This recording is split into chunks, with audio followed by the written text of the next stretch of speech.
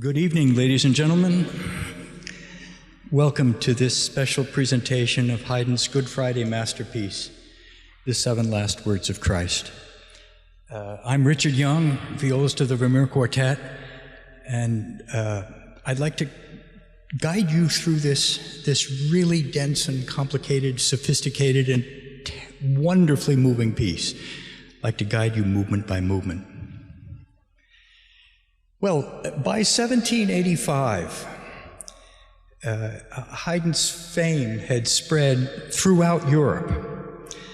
And so it's no surprise that the bishop from the faraway cathedral in Cadiz, Spain, which is on the southern coast of Spain, invited Haydn to write something special for Good Friday. But the bishop did not want music that was generally inspired by the crucifixion. There are already many pieces like that. He wanted something that was specifically tethered to each of the seven last words of Jesus from the cross. And so together with Haydn, they came up with this really ingenious format that we're going to honor tonight in this presentation. There are 9 movements altogether, and by the way, Haydn called them not movements, but sonatas. There are 9 sonatas altogether. There's an introduction movement at the very beginning that sets the intense, dark, dramatic tone for what is to follow. And at the very end, we have the only fast movement of this piece. That's music that is all about the earthquake, which, according to the Gospel of Matthew, immediately followed Jesus' death.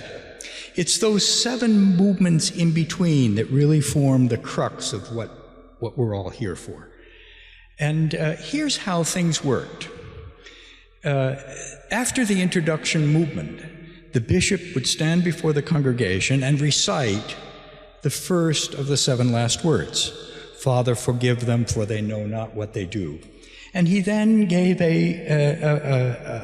meditation on those words, whereupon the musicians would immediately play that movement that is also specifically about that first word from the cross.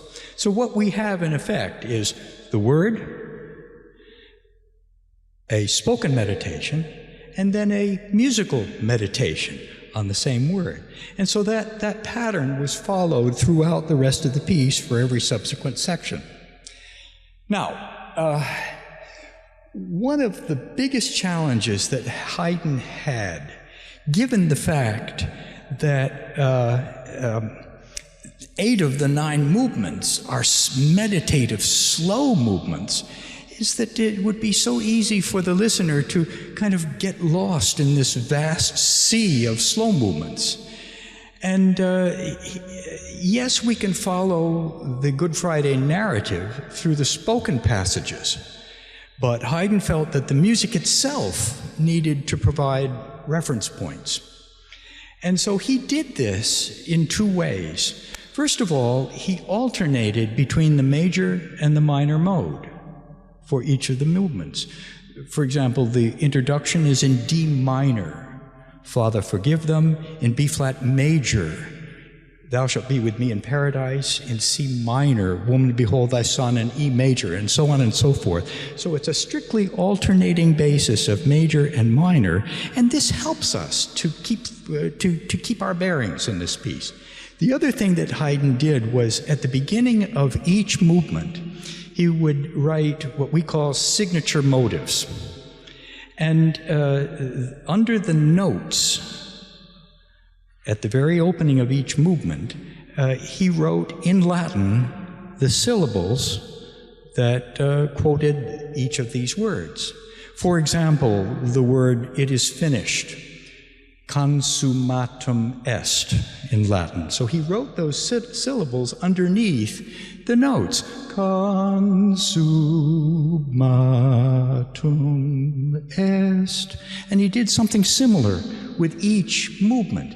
And this too helps us keep our bearings and keep us feeling like we're left adrift in this sea of slow movements. Now, the introduction begins with a 5-note motive, and it contains a dotted rhythm figure. Well, there's significance to that, because dotted rhythms tend to turn up very often in public music. Marches, for example. Dum bum ba da bum ba ba ba ba ba bum. National anthems. Dum ba dum bum bum bum, or dum dum da dum. Yeah? Why did he do that? Why did he choose 62 times in this movement to incorporate that dotted rhythm figure? It's because he wanted to send this unmistakable message to all of us that this is a public call to worship. Now, throughout this movement, as you listen to it, you can imagine the Good Friday story unfolding. The Last Supper of Jesus, the betrayal, or the anticipation in the Garden of Gethsemane, the betrayal by Judas, being forced to carry his cross up the hill to the killing area at Calvary, the whippings, the insults, and being crucified alongside two common thieves, and of course this cruel nailing of the spikes in his hands and feet.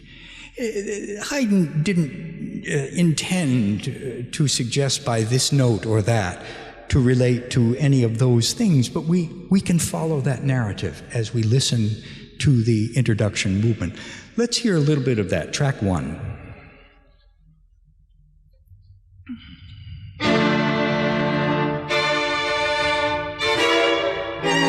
You hear the dotted figure? Here.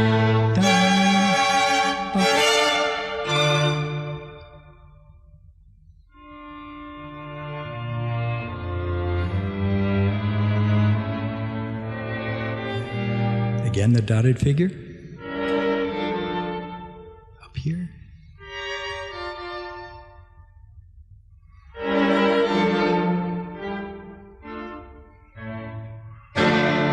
And now the character really takes on great urgency.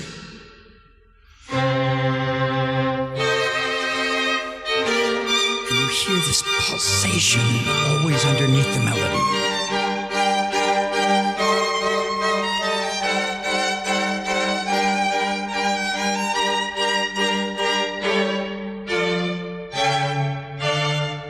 Okay, so I just want to give you a taste. The first word, Father, forgive them, for they know not what they do. Well, we all have experience with forgiveness, and sometimes bitter experience. I think we all know how difficult it is to forgive someone who has really hurt us. But it's also difficult to be the recipient of someone else's forgiveness. That's because, if you are the recipient of unconditional forgiveness, if the tables are turned, you feel obliged to be an unconditional forgiver yourself. It's no easy bargain, this. Well, what we hear at the beginning of this piece reflects what's happening in this word. Jesus is, in effect, asking God to forgive the very people who are in the process of murdering him. And so the music, we are filled with this lofty, benevolent feeling. And of course, the music has all of that loftiness, benevolence, and quality that is, very forgiving. And the music perfectly captures the reconciling spirit of Luke's gospel. Track 2, please.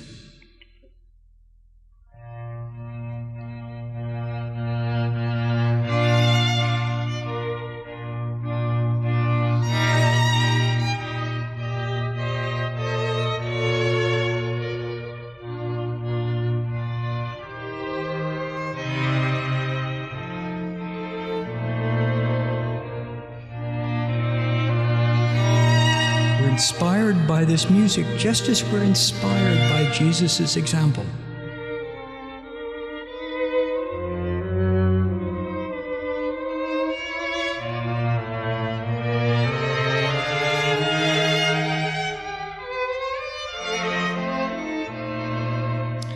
Well, now we have come to our first challenge of the piece. Not all the music sounds like that. Little by little, the music becomes filled with tension, anxiety, and conflict. Why is that? Let's listen to track 3, and as you listen, ask why that is.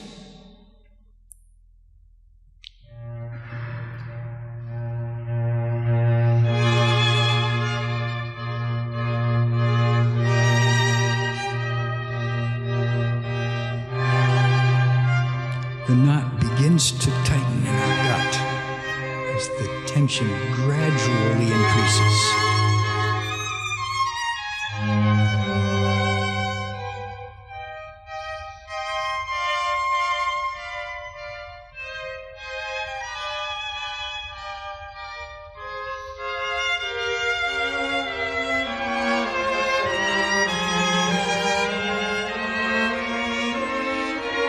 No longer sounds so lofty and benevolent and forgiving.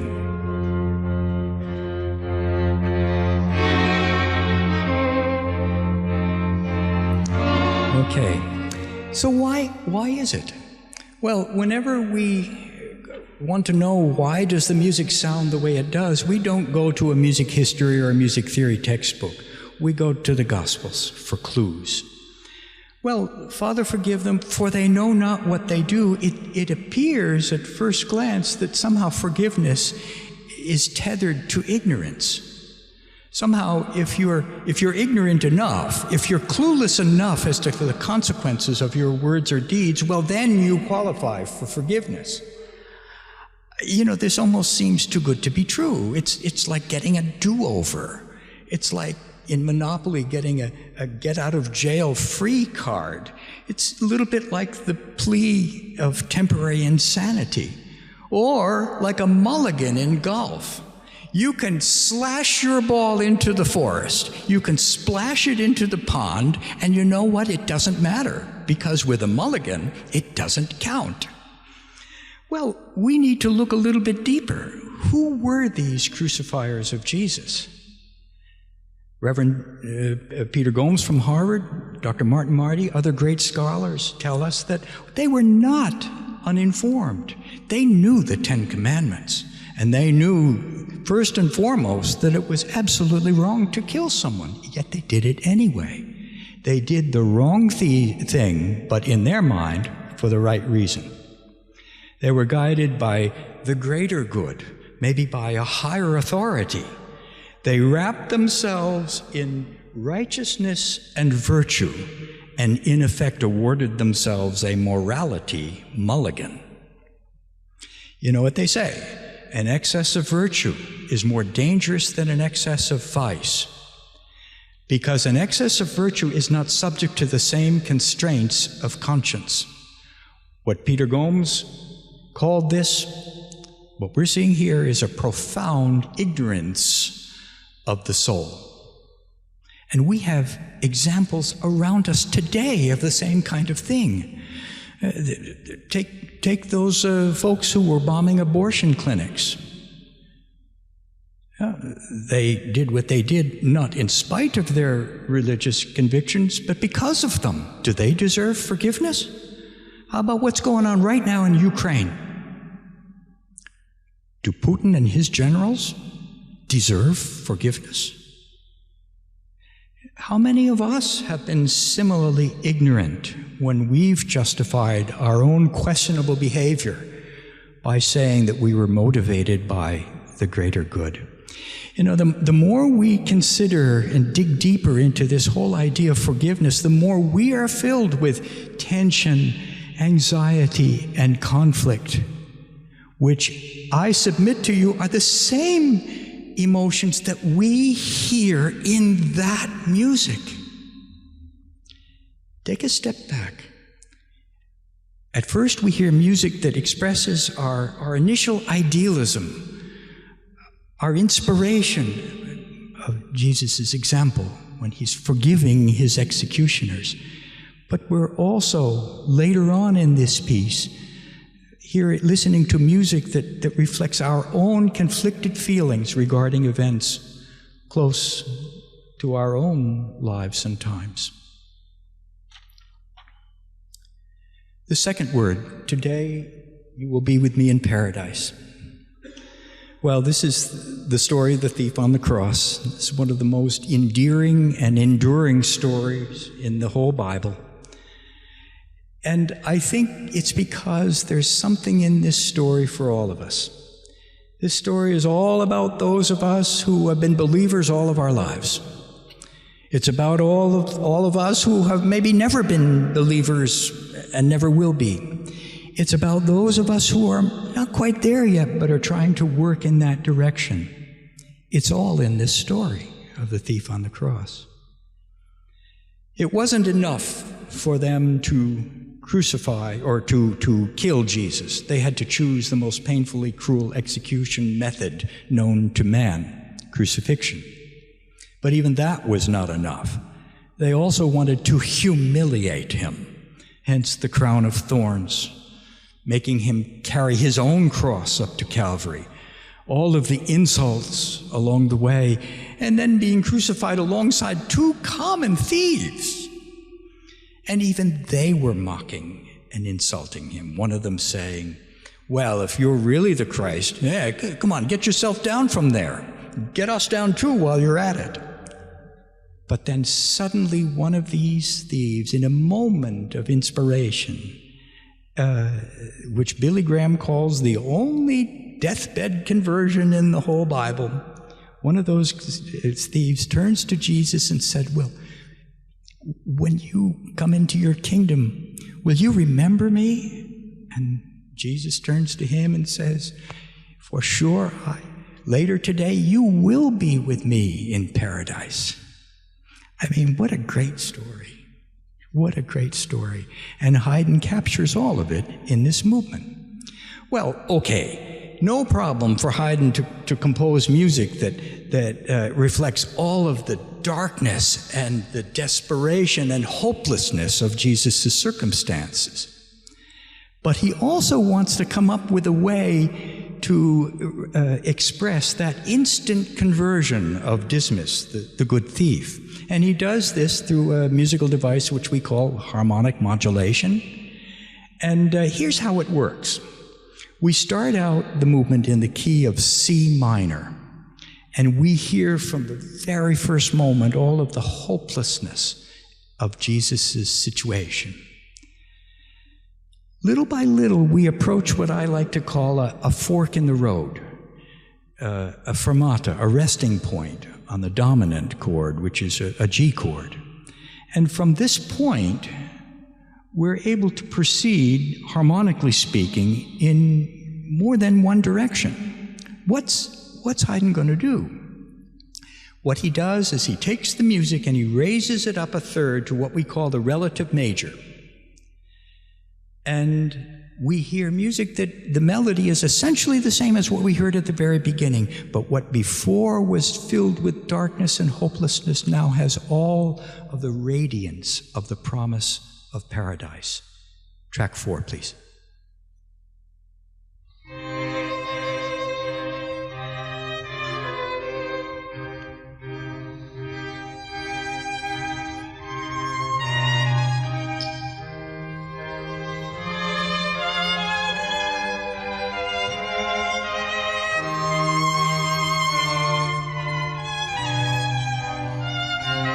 Couldn't be more lonely.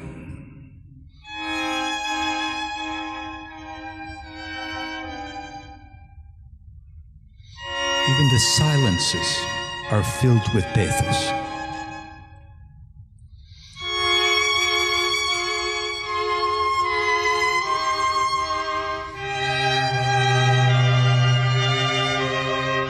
Now, little by little, we're approaching that fork in the road. Fermata on the G chord. What's he going to do? Here we are.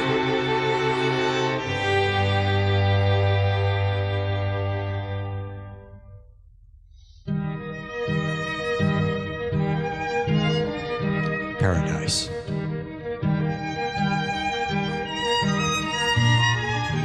What before was dark and hopeless is now filled with promise.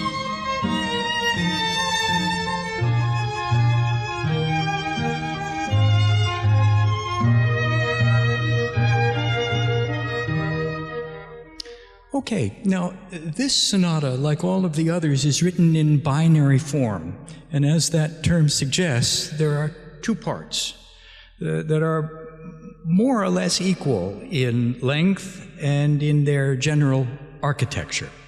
And so it makes sense that the second half of this sonata would begin pretty much as the first half began, with music that was, again, dark hopelessness, lonely. Well, by a slightly different route this time, he comes to that same fork in the road, that same fermata on the G chord. Well, what's he going to do this time? I mean, before we expected him to continue in C minor for more dark music. But he lifted things up to the relative major to convey the promise of paradise. But what's he going to do this time? Track 5, please.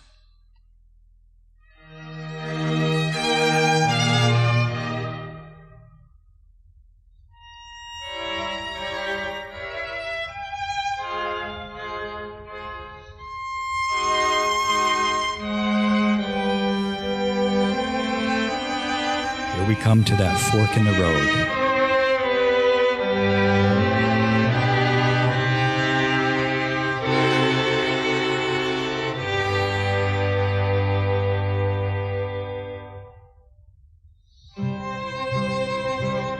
C major.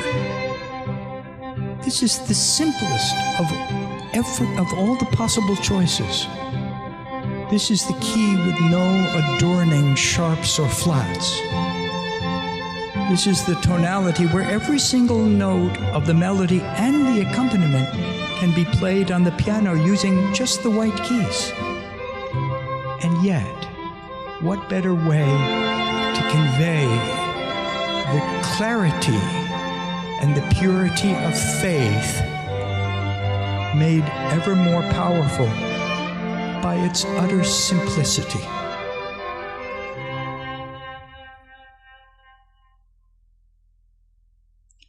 Third word, woman, behold your son, son, behold your mother. Well, this word has special significance to all believers, but to Catholics in particular, I think. And they would say that by viewing Mary as the mother of all disciples and John as their representative, Jesus is forging a new community. A community, though, where there are responsibilities for us to care for one another. I mentioned a while back that at the beginning of each sonata, Haydn has these 2, 3, 4, 5 note signature motives. In this sonata, he chooses a 2-note motive, sol, mi. The 5th degree of the scale falling to the 3rd degree of the scale. Sol, mi. Now there's special significance to these 2 notes. These are the same 2 notes that for centuries children have used to sing out, to call their mothers, Mommy, and which mothers use to call out to their children. Johnny, Elsa. And so it's no accident that these notes, which are somehow universal and have been for centuries, they're tethered somehow to the hard drive of our soul. These are the 2 notes that Haydn uses as the essence, the DNA of this word from the cross. Let's listen to track 6.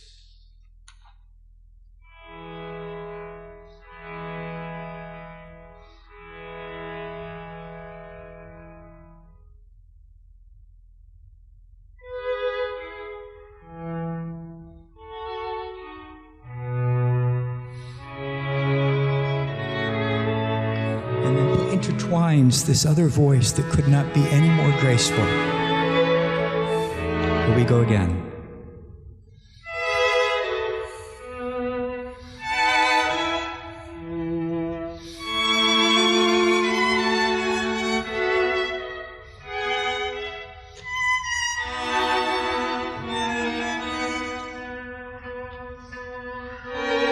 One might say, well, it's just a coincidence that he chose those two notes, and those two notes maybe have significance. There are no coincidences in this piece.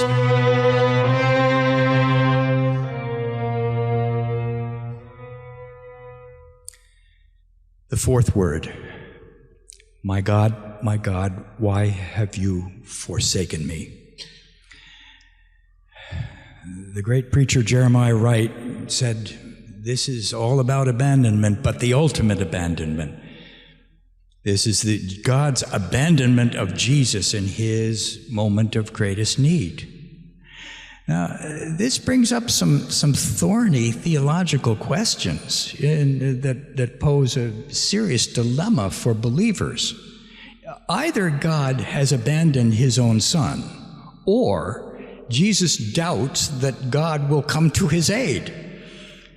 What does this mean for those who have placed their faith in God and Jesus, both of whom now suddenly appeared to have lost faith in each other?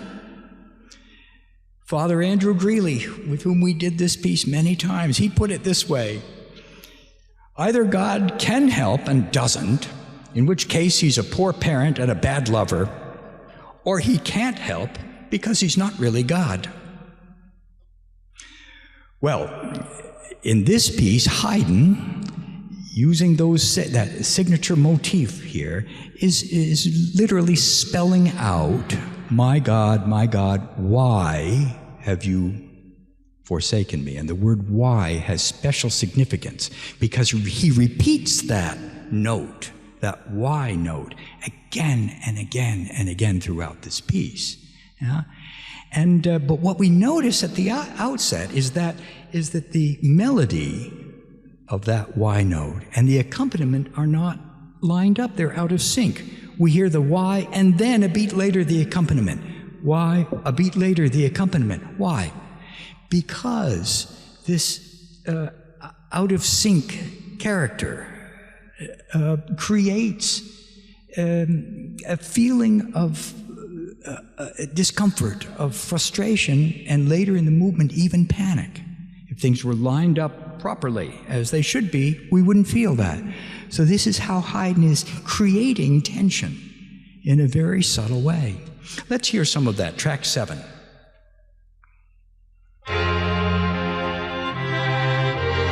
My God,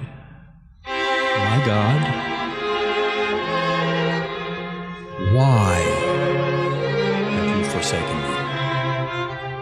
Why?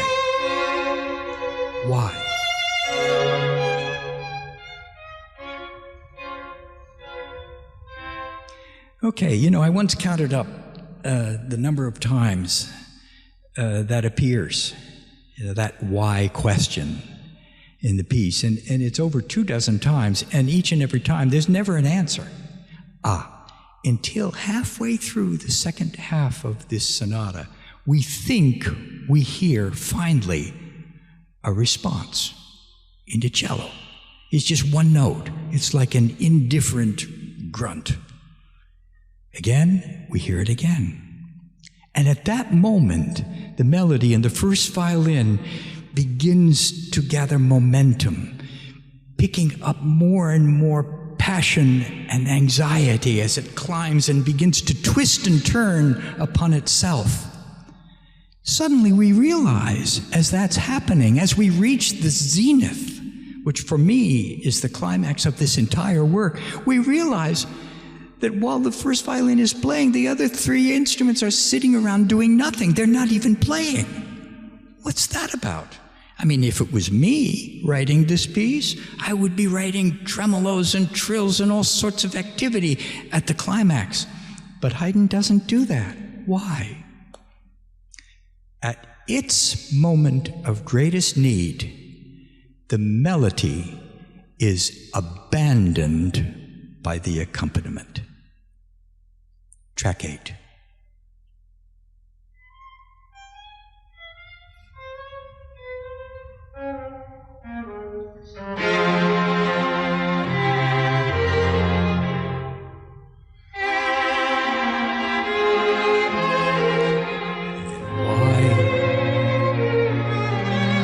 The why question is asked again and again, sometimes before the previous question had finished asking.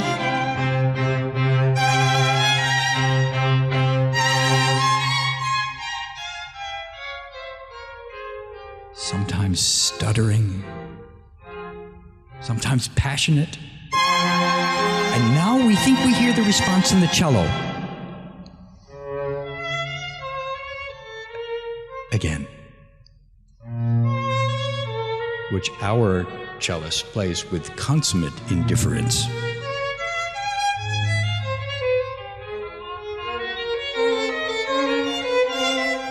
First violin's all alone.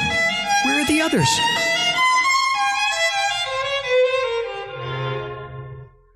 The melody has been abandoned by the accompaniment. No, not yet, not yet. Now, the fifth word, I thirst. This is the shortest complete sentence in the English language. 2 syllables, 2 words. In Latin, of course, it's a one-word complete sentence, but again, 2 syllables, sitio. In Greek, which probably the language that the Gospels were originally written in, again, it's a one-word complete sentence, but 2 syllables, dipho. Well, Haydn sees this as an opportunity, so he constructs a melody, a complete melody that consists of 2 notes. Yeah. They're long notes, they're spread out over a long period of time, but it's still a complete melody. 2 notes. Well, he doesn't stop there. He crafts this ingenious little pizzicato accompaniment that consists of the very same 2 notes, alternating back and forth, going at a much faster pace.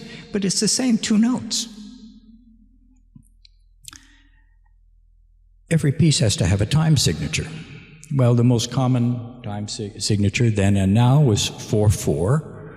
4 beats per bar. Every quarter note gets a beat. Okay? And in Haydn's day, there were not so many possibilities as there are now. There was, 4/4, 3/4, 2/4, maybe 3/8, 6/8, 9/8, 12/8. Not very many more options for composers back then. What does Haydn choose? 2/2. Well, this piece opens with a little introductory flourish, which could be maybe 4 notes, bum, ba, ba, bum, for example, or maybe 3 notes, bum, ba, bum. Well, you guessed it. Ba, bum, 2 notes. No surprise either that in the first minute or so of music, we hear music that is of 2 starkly different characters. Let's listen to a little bit of track 9.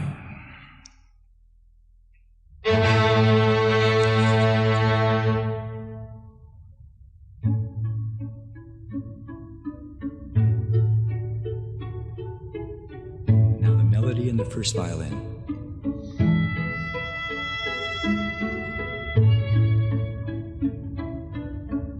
Those little pizzicato figures, they remind some people of little droplets of liquid. Maybe that's the sour wine that's referred to here.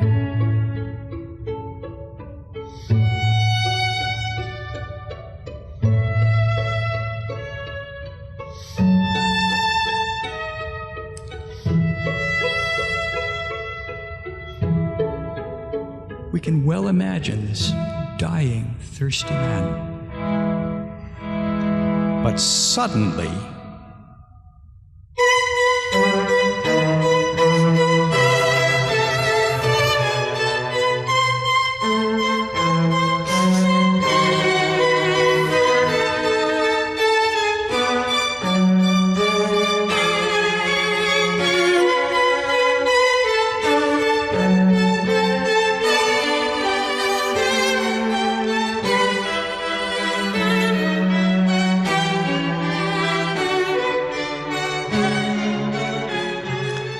okay, we get the beginning, but what's that about?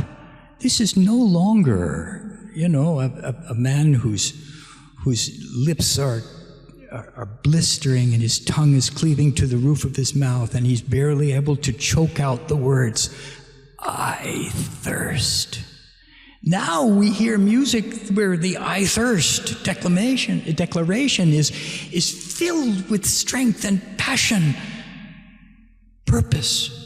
Well, we suspect a metaphor, but the metaphor that's most common of maybe Jesus thirsting for God, that doesn't work here. So what is it? Look, I'm just a viola player. It's not for me to explain what this should mean, but I can tell you what it means to me. Imagine a righteously loving father who says to his children, I thirst, so that your thirsts might be quenched. I thirst, so that your lives might be saved. Then it makes sense. Take a step back now. Look what Haydn has done. He has given us, within the first minute or so of music, first the literal manifestation of I thirst. And then he treats it as a metaphor, a difficult metaphor. I challenge anyone here to come up with even one example in the entire history of music where a composer has been able to do that so effectively as what Haydn does here. The sixth word, it is finished. Well, this, of course, comes at the bleakest moment of Jesus' life. And what we expect in the music is something that represents a confession of concession, an admission of submission, a declaration of desperation. But what we hear instead is music that is a triumphant expression of satisfaction from someone who has successfully completed what he had started. Now, having come full circle, Jesus is now able to view at the end what he had set out to do at the beginning. And the beginning and the end are thus reunited and reconciled. And from this point, new beginnings are now possible. So, Haydn chooses a 5-note motive. It's the first degree of the scale, the 6th, the 4th, the 5th, back to the 1st. 1, 6, 4, 5, 1. Consummatum est. These 5 notes come full circle because they begin and end on the same note.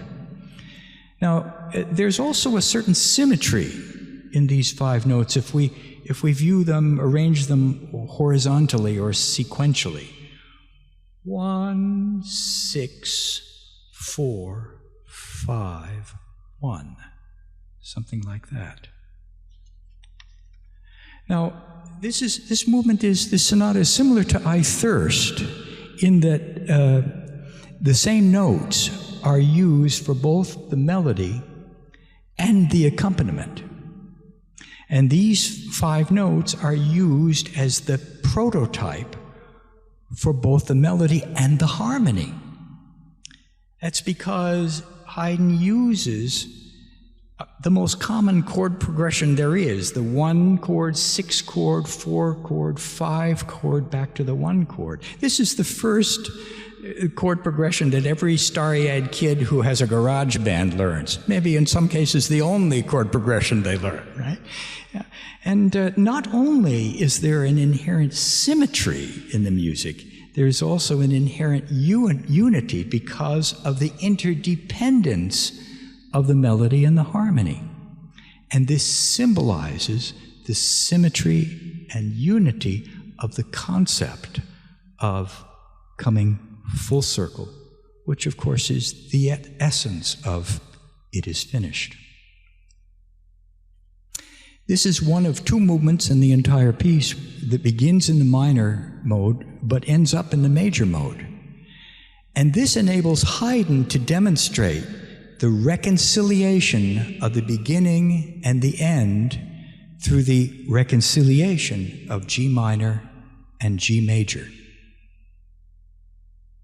Track 10, please. 6, 4,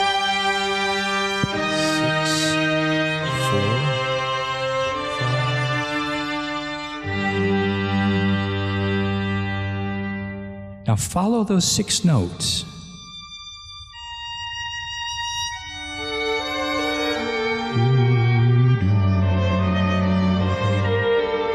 He weaves other music over those notes.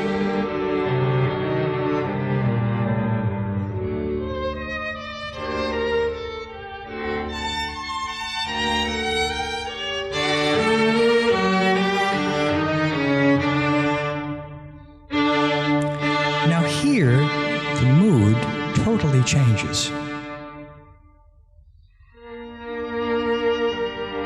We still have those same 6 notes underneath, but now the music's character is effortless, lighthearted, almost casual.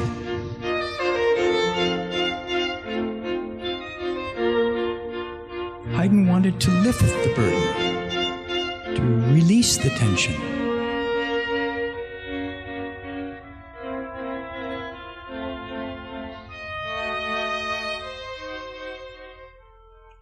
Yeah.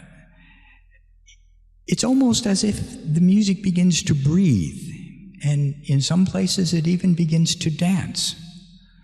How ironic that we have crucifixion music. Crucifixion, of course, is death by asphyxiation.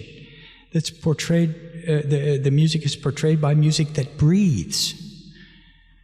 Bizarre, isn't it, that we have crucifixion music that dances?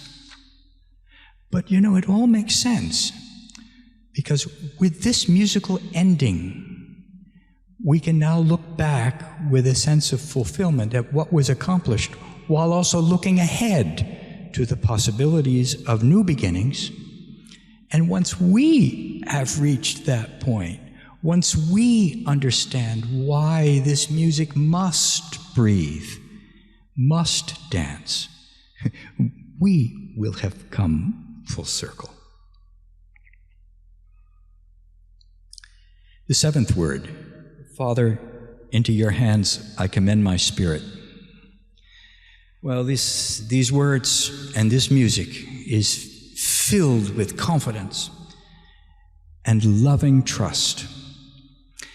It's composed in the key of E flat major, and as many of you may know, that in the Renaissance, certain keys have certain significance, symbolism. For example, the key of F major is nature.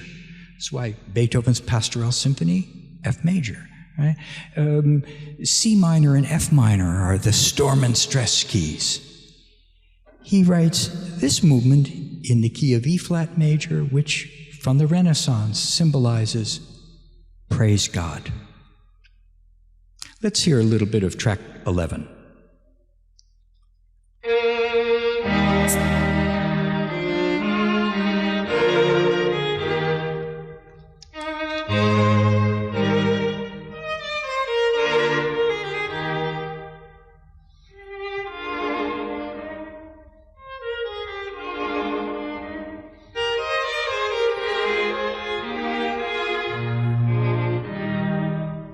This is music that just wraps its arms around you and fills you with confidence. You feel the trust of your faith in God. Well, here we are at death's door, and at death's door things tend to get pretty basic, pretty simple, pretty uncomplicated. And so Haydn chooses to use symbolism here in this movement. But the symbolism, not surprisingly, is also uncomplicated, very much unlike some of what we heard in previous sonatas. What we hear here are the 2 violins together, moving step by step, never separated by more than 2, 3, or 4 steps, but they're always walking together. And of course, the symbolism is clear. You know, you walk with God step by step. You're going to be okay. Track 12.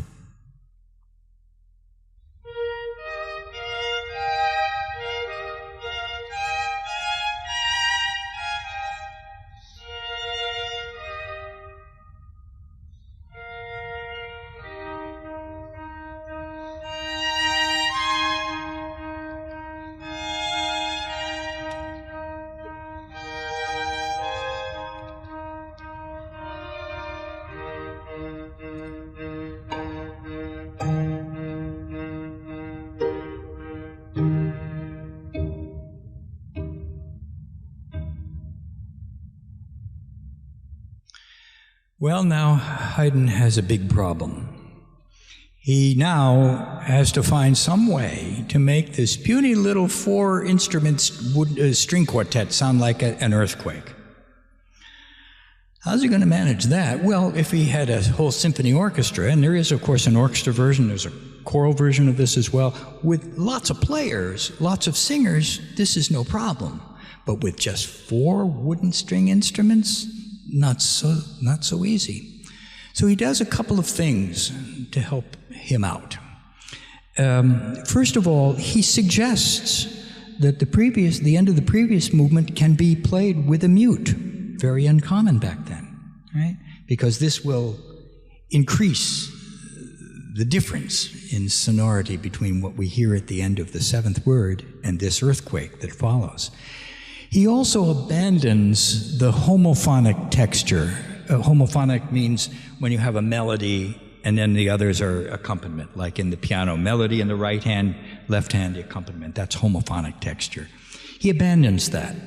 And instead, he has pairs of instruments, the 2 violins, either in unison or octaves, doing battle with the lower pair of instruments, the viola and the cello, also in unison or octaves. And these 2 mighty duos are battling it out through this movement. And the fact that there's 2 instruments on a part instead of 1 instrument on the part, this gives the illusion of more sound. It isn't, but it gives that illusion. He also uses all sorts of tremolando effects. This is all about the sundering, trembling of the earth underfoot. Let's hear a little bit of track 13.